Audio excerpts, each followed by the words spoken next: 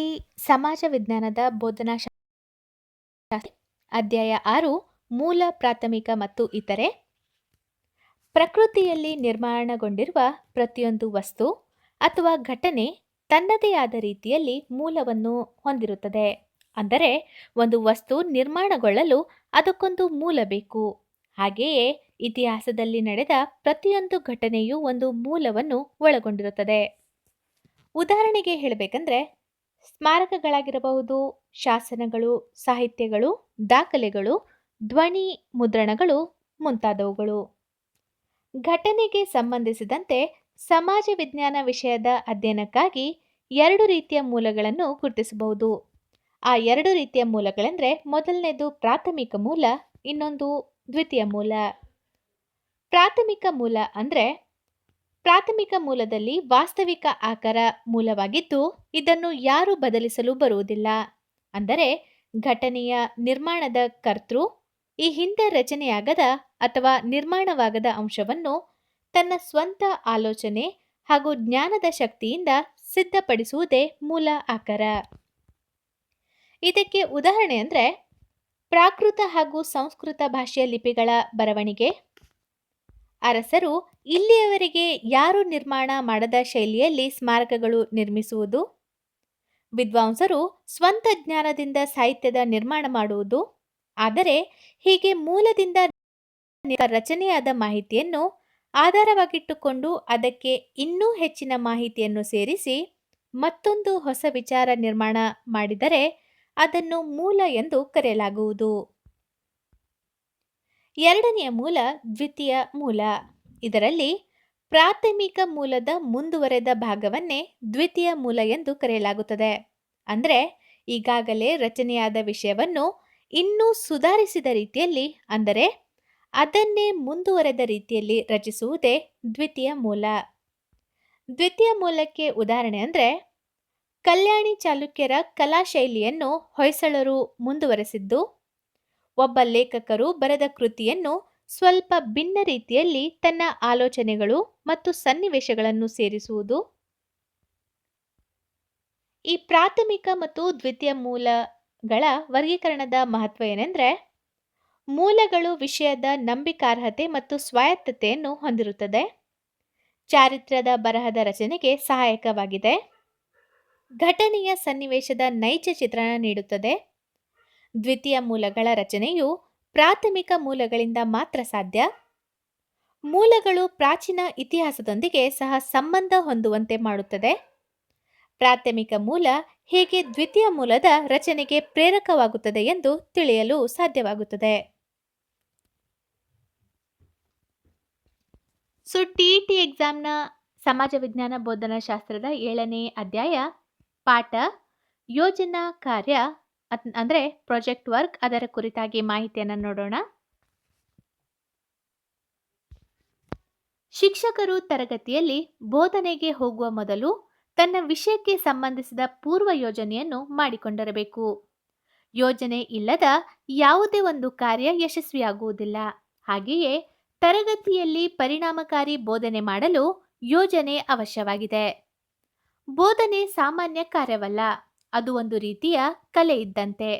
ಹೀಗಾಗಿ ಪ್ರತಿಯೊಬ್ಬರೂ ತಮ್ಮ ವೃತ್ತಿರಂಗದಲ್ಲಿ ಪೂರ್ವ ಯೋಜನೆ ಹಾಕಿಕೊಂಡು ಕಾರ್ಯವನ್ನು ನಿರ್ವಹಿಸಿದರೆ ಮಾತ್ರ ಸಾಧ್ಯವಾಗುತ್ತದೆ. ಅಂದರೆ ಈ ಪ್ರಾಜೆಕ್ಟ್ ವರ್ಕ್ನ ಅರ್ಥ ಏನಂತ ನೋಡೋಣ. ಶಿಕ್ಷಕರು ತರಗತಿಯಲ್ಲಿ ನಿರ್ದಿಷ್ಟವಾದ ವಿಷಯವನ್ನು ನಿರ್ದಿಷ್ಟವಾದ ಅವಧಿಗೆ ಬೋಧಿಸಲು ಮಾಡಿಕೊಂಡಿರುವ ಪೂರ್ವ ತಯಾರಿಯೇ ಪಾಠ ಯೋಜನೆ. ಪಾಠ ಯೋಜನೆಗೆ ಸಂಬಂಧಿಸಿದಂತೆ ಇರುವಂತಹ ವ್ಯಾಖ್ಯೆಗಳೆಂದರೆ, ಎಲ್.ಬಿ. ಸ್ಯಾಂಡರ್ಸ್ ರವರ ಪ್ರಕಾರ ಯೋಜನೆಯು ಬೋಧನೆಯ ಕ್ರಿಯಾಪೂರ್ವ ತಯಾರಿಕೆ. ಎನ್.ಎಲ್. ಬಾಸಿಂಗ್ ರವರ ಪ್ರಕಾರ ಪಾಠ ಯೋಜನೆಯು ನಿರ್ದಿಷ್ಟ ಹಾಗೂ ಸಾಮಾನ್ಯ ಉದ್ದೇಶಗಳನ್ನು ವಿದ್ಯಾರ್ಥಿಗಳು ಶಿಕ್ಷಕರ ಮಾರ್ಗದರ್ಶನದ ಅಡಿಯಲ್ಲಿ ಒಂದು ನಿರ್ದಿಷ್ಟ ಅವಧಿಯಲ್ಲಿ ಸಾಧಿಸುತ್ತಾನೆ. ಹಾಗಾದರೆ ಈ ಪ್ರಾಜೆಕ್ಟ್ ವರ್ಕ್ನ ಪ್ರಾಮುಖ್ಯತೆ ಅಥವಾ ಮಹತ್ವ ಏನು ಅನ್ನೋದನ್ನು ನೋಡೋಣ. ಪಾಠದ ಗುರಿ ಉದ್ದೇಶಗಳನ್ನು ಸುಲಭವಾಗಿ ತಲುಪಲು, ನಿಗದಿತ ಅವಧಿಯಿಂದ ವಿಷಯದ ಬೋಧನೆ ಮಾಡಲು, ವಿಷಯವನ್ನು ಕ್ರಮಬದ್ಧವಾಗಿ ತಿಳಿಸಲು, ಪರಿಣಾಮಕಾರಿ ಕಲಿಕೆ ಮತ್ತು ಬೋಧನೆ ಮಾಡಲು, ಶಿಕ್ಷಕರಲ್ಲಿ ಆತ್ಮವಿಶ್ವಾಸ ಮತ್ತು ಭರವಸೆಯನ್ನು ಮೂಡಿಸಲು, ವಿಷಯಗಳಲ್ಲಿ ಹೊಂದಾಣಿಕೆ ಮಾಡಿಕೊಳ್ಳಲು ಅವಶ್ಯಕ. ವಿದ್ಯಾರ್ಥಿಗಳ ಸಾಮರ್ಥ್ಯಕ್ಕೆ ತಕ್ಕಂತೆ ಬೋಧಿಸಲು ಸಾಧ್ಯ. ಪಾಠದ ಕೊನೆಯಲ್ಲಿ ಮೌಲ್ಯಮಾಪನ ಮಾಡಲು ಇದು ಸಹಾಯಕಾರಿಯಾಗಿದೆ.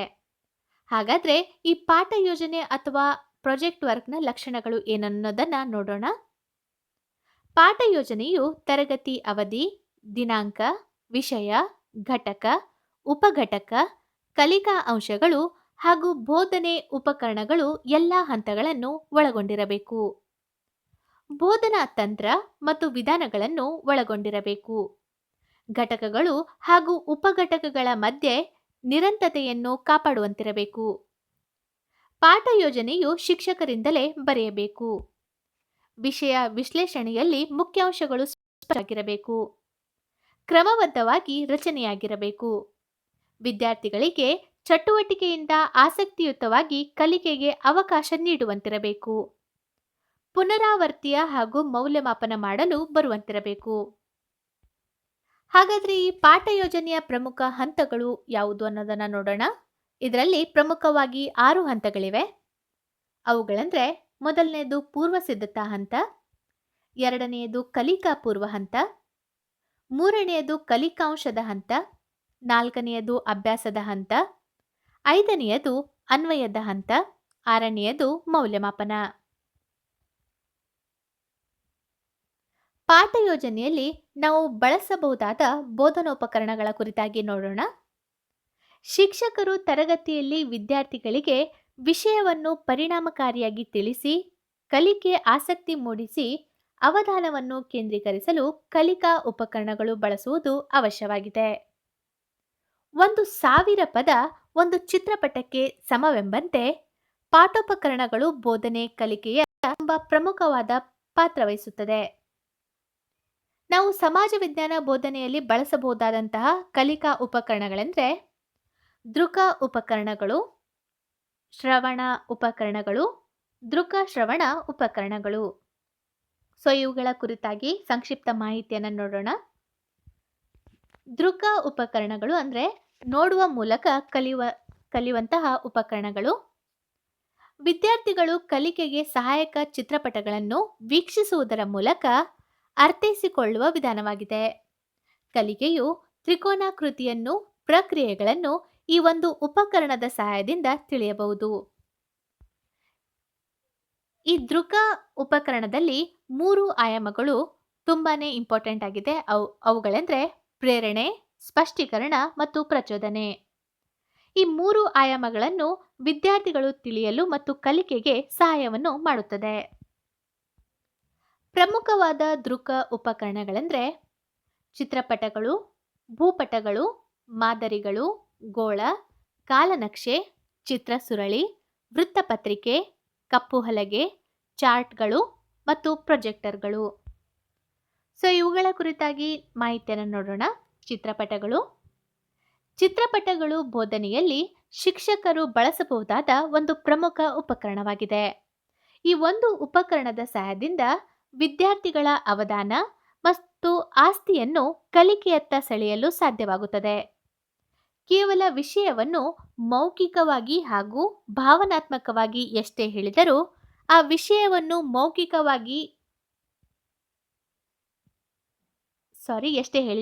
ವಿಷಯವನ್ನು ವಿದ್ಯಾರ್ಥಿಗಳು ತಕ್ಷಣದಲ್ಲಿ ಅರ್ಥೈಸಿಕೊಳ್ಳಲು ಕಷ್ಟವಾಗುತ್ತದೆ.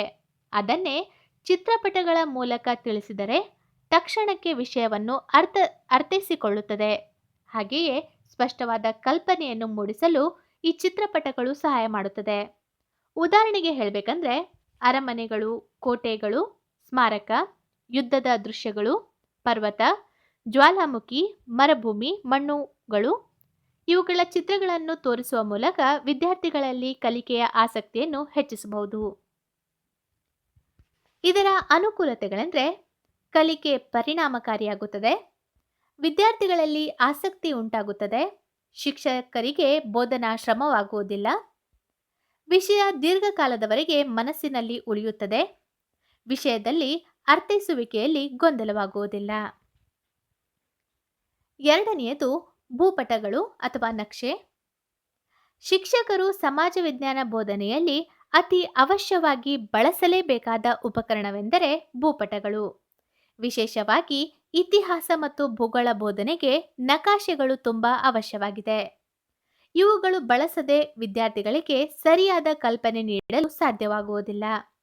ಅದಕ್ಕಾಗಿ ಭೂಪಟವನ್ನು ಬಹುಮಾಧ್ಯಮ ಉಪಕರಣಗಳು ಎಂದು ಕರೆಯಲಾಗಿದೆ. ಈ ಒಂದು ನಕಾಶೆಯ ಸಹಾಯದಿಂದ ಯುದ್ಧ ನಡೆದ ಸ್ಥಳಗಳು, ರಾಜ್ಯ, ರಾಜಧಾನಿಗಳು, ಸ್ಮಾರಕಗಳು, ಇವುಗಳನ್ನು ಹೊಂದಿರುವ ಸ್ಥಳಗಳು, ಅರಣ್ಯ, ನದಿ, ಪರ್ವತಗಳು, ಬಂದರು, ಕರಾವಳಿ ಪ್ರದೇಶ, ರಸ್ತೆ, ರೈಲು ಮಾರ್ಗಗಳು ತೋರಿಸಲು ಸಾಧ್ಯವಾಗುತ್ತದೆ. ಭೂಪಟಗಳಲ್ಲಿ ಬಳಸಬಹುದಾದ ಚಿಹ್ನೆಗಳು ಅಂದ್ರೆ ಈ ರೀತಿ ಇಲ್ಲಿದೆ ನೋಡಿ.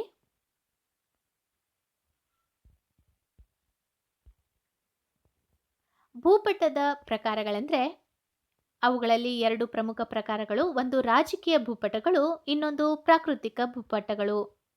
ರಾಜಕೀಯ ಭೂಪಟದಲ್ಲಿ ಶಿಕ್ಷಕರು ತರಗತಿಯಲ್ಲಿ ರಾಜ್ಯ, ರಾಜಧಾನಿಗಳು, ನೆರೆಹೊರೆಯ ರಾಷ್ಟ್ರಗಳು, ಮೇರೆಗಳು ಹಾಗೂ ನಿರ್ದಿಷ್ಟ ಭಾಗಗಳನ್ನು ಗುರುತಿಸಲು ಬಳಸುತ್ತಾರೆ. ಪ್ರಾಕೃತಿಕ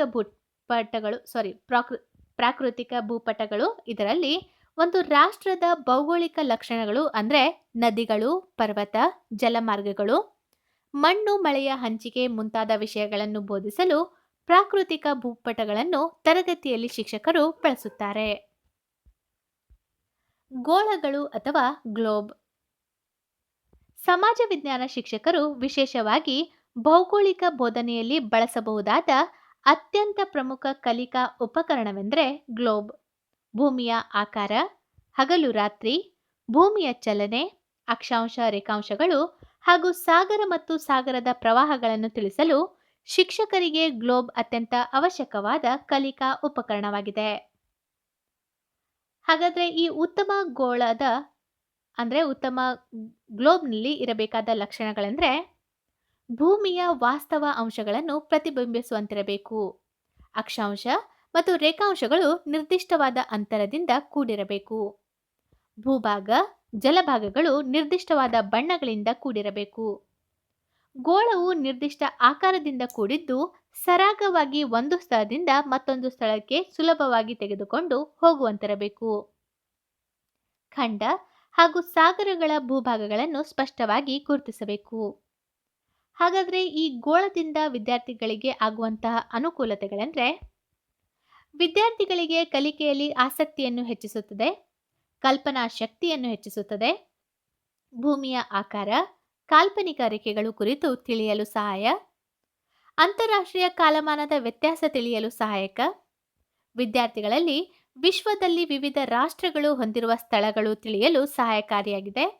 ಅಲ್ಲದೆ ಸಾಗರ, ಸಮುದ್ರ, ಕೊಲ್ಲಿ, ಜಲಸಂಧಿಗಳನ್ನು ಸ್ಪಷ್ಟವಾಗಿ ತಿಳಿಯಲು ಸಹಾಯಕವಾಗಿದೆ. ಮುಂದಿನ ಉಪಕರಣ ಕಾಲನಕ್ಷೆ. ಶಿಕ್ಷಕರು ತರಗತಿಯಲ್ಲಿ ವಿದ್ಯಾರ್ಥಿಗಳಿಗೆ ಇತಿಹಾಸ ವಿಷಯವನ್ನು ಬೋಧನೆ ಮಾಡುವಾಗ ಒಂದು ಅರಸು ಮನೆತನದಲ್ಲಿ ಆಳ್ವಿಕೆ ಮಾಡಿದ ಅರಸರ ಕಾಲಾವಧಿಯನ್ನು ತಿಳಿಸಲು ಹಾಗೂ ಇತಿಹಾಸದಲ್ಲಿ ನಡೆದ ಘಟನೆಗಳನ್ನು ಅನುಕ್ರಮವಾಗಿ ತಿಳಿಸಲು ಬಹಳ ಸೂಕ್ತ ಕಲಿಕಾ ಉಪಕರಣ ಇದಾಗಿದೆ. ವಿದ್ಯಾರ್ಥಿಗಳಿಗೆ ಘಟನೆಯ ಕುರಿತಾಗಿ ಇರುವ ಇಸ್ವಿಯ ಗೊಂದಲಗಳನ್ನು ಸ್ಪಷ್ಟವಾಗಿ ಬೆಹರಿಸಲು ಈ ಕಲಿಕಾ ಉಪಕರಣ ಅನುಕೂಲವಾಗುತ್ತದೆ. ಶಿಕ್ಷಕರು ತರಗತಿಯಲ್ಲಿ ಕಾಲರೇಖೆಯನ್ನು ಬಳಸುವುದರಿಂದ ವಿದ್ಯಾರ್ಥಿಗಳಲ್ಲಿ ಕಾಲ ಪ್ರಜ್ಞೆಯನ್ನು ಸರಿಯಾದ ರೀತಿಯಲ್ಲಿ ಬೆಳೆಸಲು ಸಹಾಯಕವಾಗುತ್ತದೆ.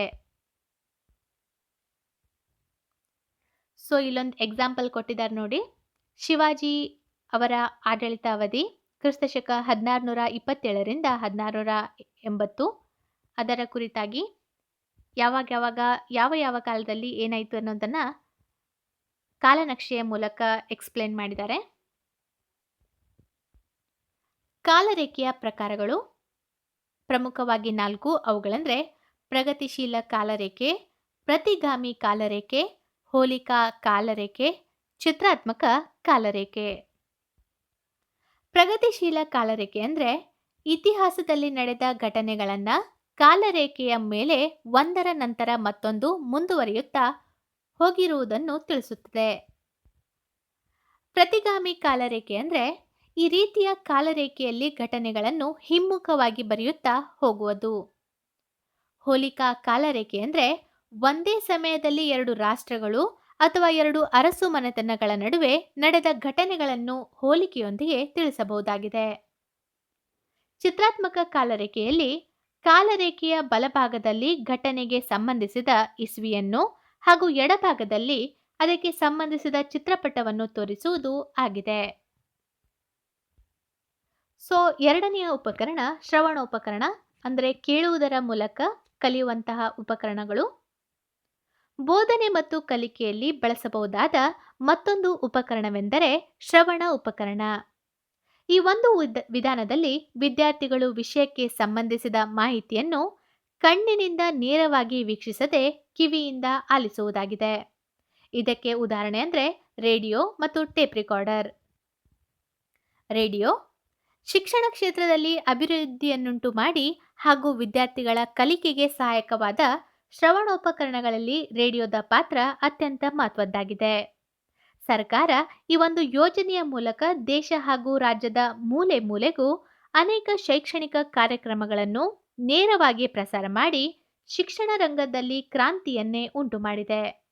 ಈ ಕಾರ್ಯಕ್ರಮದಲ್ಲಿ ವಿಷಯಕ್ಕೆ ಸಂಬಂಧಿಸಿದ ನಾಟಕ, ಕತೆ, ಸಂಗೀತ, ಚಿಂತನೆ, ಸಂಭಾಷಣೆ ಮೂಲಕ ವಿಷಯವನ್ನು ವಿದ್ಯಾರ್ಥಿಗಳಿಗೆ ಆಸಕ್ತಿದಾಯಕವಾಗಿ ಹಾಗೂ ಅರ್ಥಪೂರ್ಣವಾಗಿ ತಿಳಿಸಲು ಪ್ರಯತ್ನಿಸುತ್ತದೆ. ಇದರ ಅನುಕೂಲತೆಗಳೆಂದರೆ ರೇಡಿಯೋ ಸುಲಭದ ಬೆಲೆಯಲ್ಲಿ ದೊರೆಯುವ ಸಾಧನವಾಗಿದೆ. ಏಕಕಾಲದಲ್ಲಿ ಸಾವಿರಾರು ವಿದ್ಯಾರ್ಥಿಗಳಿಗೆ ವಿಷಯವನ್ನು ತಲುಪಲು ಸಹಾಯಕ, ಕಲಿಕೆಯಲ್ಲಿ ಆಸಕ್ತಿಯನ್ನು ಉಂಟು ಮಾಡುತ್ತದೆ, ಬೇಕಾದ ಸ್ಥಳದಲ್ಲಿ ಇದರ ಸಹಾಯವನ್ನು ಪಡೆಯಬಹುದು, ಅಂಧ ಬಾಲಕರಿಗೂ ಸಹ ಉಪಯುಕ್ತವಾಗಿದೆ. ಮುಂದಿನ ಶ್ರವಣ ಉಪಕರಣ ಧ್ವನಿ ಮುದ್ರಣ ಅಥವಾ ಟೇಪ್ ರೆಕಾರ್ಡರ್. ರೇಡಿಯೋದ ನಂತರ ಕಲಿಕೆಗೆ ಸಹಾಯಕವಾದ ಮತ್ತೊಂದು ಶ್ರವಣ ಉಪಕರಣವೆಂದರೆ ಧ್ವನಿ ಮುದ್ರಣವಾಗಿದೆ. ಈ ಒಂದು ಸಾಧನದ ಮೂಲಕ ಶಿಕ್ಷಕರು ತರಗತಿಯಲ್ಲಿ ವಿದ್ಯಾರ್ಥಿಗಳಿಗೆ ಆಲಿಸುವಿಕೆ, ಮಾತುಗಾರಿಕೆ, ಓದು, ಭಾಷಣ, ಹಾಡು, ಕತೆ, ವಿವರಣೆ, ವಿಮರ್ಶೆ ಮುಂತಾದ ವಿಷಯಗಳನ್ನು ಸುಲಭವಾಗಿ ಅಭ್ಯಾಸ ಮಾಡಿಸಲು ಸಾಧ್ಯವಾಗುತ್ತದೆ. ಇಲ್ಲಿ ಕಲಿಕೆಗೆ ಸಂಬಂಧಿಸಿದ ಒಂದು ವಿಷಯವನ್ನು ಸಂಗ್ರಹಿಸಿ ಪುನಃ ಆಲಿಸಲು ಸಾಧ್ಯವಾಗುತ್ತದೆ. ಹಾಗೆಯೇ ಕೆಲವು ವಿಷಯಗಳನ್ನು ಶಿಕ್ಷಕರು ವಿದ್ಯಾರ್ಥಿಗಳ ಮೂಲಕ ಧ್ವನಿ ಮುದ್ರಣ ಮಾಡಿಸಿ ಅದನ್ನು ಆಲಿಸಲು ತಿಳಿಸಿದಾಗ ಅಲ್ಲಿ ನಡೆದ ತಪ್ಪುಗಳನ್ನು ತಿದ್ದಿಕೊಳ್ಳಲು ತುಂಬ ಉಪಯುಕ್ತವಾಗುತ್ತದೆ. ಅಲ್ಲದೆ ಎಲ್ಲಿಯೇ ನಡೆದ ಘಟನೆ ಅಥವಾ ವಿಷಯದ ವಿವರಣೆಯನ್ನು, ಸಂಭಾಷಣೆಯನ್ನು ಸಂಗ್ರಹಿಸಿ ತರಗತಿಯಲ್ಲಿ ವಿದ್ಯಾರ್ಥಿಗಳಿಗೆ ಕೇಳುವಂತೆ ಮಾಡಲು ಸಾಧ್ಯವಾಗುತ್ತದೆ. ಇದರಿಂದ ವಿದ್ಯಾರ್ಥಿಗಳು ಕಲಿಕೆಯಲ್ಲಿ ಆಸಕ್ತಿದಾಯಕವಾಗಿ ಭಾಗವಹಿಸುತ್ತಾರೆ. ಮುಂದಿನ ಉಪಕರಣ ಅಂದರೆ ದೃಕ ಶ್ರವಣ ಉಪಕರಣ, ಅಂದರೆ ನೋಡುವುದು ಮತ್ತು ಕೇಳುವುದರ ಮೂಲಕ ಕಲಿಯಲು ಬಳಸುವಂತಹ ಉಪಕರಣಗಳು. ಅವುಗಳಲ್ಲಿ ಪ್ರಮುಖವಾದವುಗಳು ದೂರದರ್ಶನ, ವಿಡಿಯೋ ಸುರಳಿ, ಚಲನಚಿತ್ರ, ಬಹುಮಾಧ್ಯಮ ಅಥವಾ ಸಿಡಿಗಳು ಮತ್ತು ಗಣಕಯಂತ್ರ. ಸೊ ಇವುಗಳ ಕುರಿತಾಗಿ ಸಂಕ್ಷಿಪ್ತ ಮಾಹಿತಿಯನ್ನು ನೋಡೋಣ. ದೂರದರ್ಶನ ಒಂದು ದೃಕ ಶ್ರವಣೋಪಕರಣವಾಗಿದೆ. ಶಿಕ್ಷಕರು ತರಗತಿಯಲ್ಲಿ ಬೋಧನೋಪಕರಣವಾಗಿ ಬಳಸುವುದರ ಮೂಲಕ ವಿದ್ಯಾರ್ಥಿಗಳ ಆಸಕ್ತಿ ಮತ್ತು ಅವಧಾನವನ್ನು ಕೇಂದ್ರೀಕರಿಸಲು ಬಹಳ ಸೂಕ್ತವಾದ ಉಪಕರಣವಾಗಿದೆ. ಈ ಒಂದು ವಿಧಾನದಲ್ಲಿ ವಿಷಯವನ್ನು ಕೇಳುತ್ತಾ ಮತ್ತು ನೋಡುತ್ತಾ ಕಲಿಯಬಹುದಾಗಿದೆ. ಅದಕ್ಕಾಗಿ ನೋಡಿ ಮತ್ತು ಕೇಳಿ ಕಲಿತ ವಿಷಯವು ದೀರ್ಘ ಸಮಯದವರೆಗೆ ನೆನಪಿನಲ್ಲಿಟ್ಟುಕೊಳ್ಳಲು ಸಹಾಯಕವಾಗಿದೆ. ಸಮಾಜ ವಿಜ್ಞಾನ ವಿಷಯಕ್ಕೆ ಸಂಬಂಧಿಸಿದ ಅನೇಕ ವಿಷಯಗಳನ್ನು 4 ಗೋಡೆಗಳ ಮಧ್ಯ ಹಿಡಿದಿಡಲು ಸಾಧ್ಯವಾಗುತ್ತದೆ.